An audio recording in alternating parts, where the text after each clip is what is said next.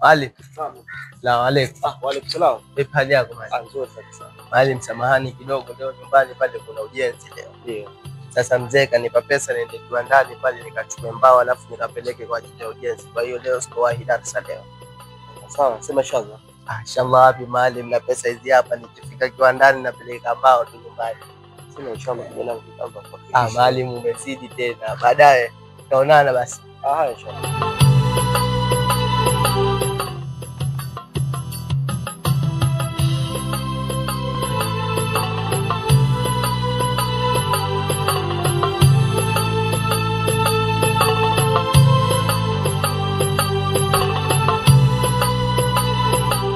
Kiongozi.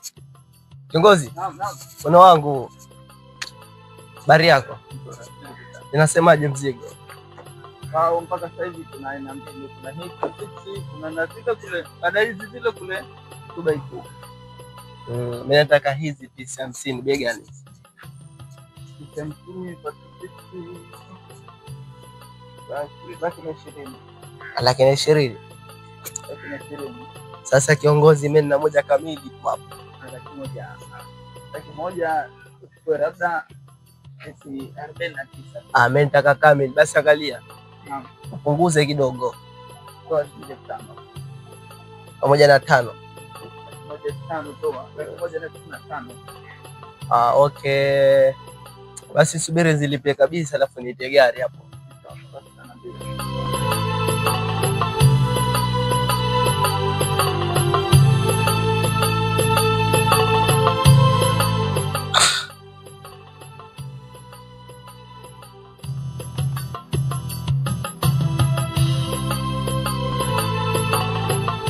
Inshallah.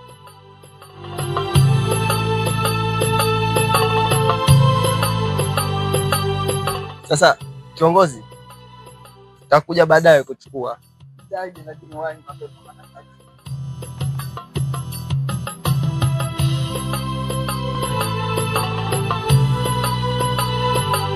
Maalim. Salamu alaykum. Wa alaykum salaam. Vipi hali yako inshallah? Alhamdulillah. Unakumbuka Maalim nilikuaga inshallah? Ili nende kiwandani inshallah. Sahihi. Nilipofika kiwandani inshallah, kumbe zile pesa zilidondoka inshallah. Ndio nikakumbuka inshallah. Mimi nilikwambia inshallah.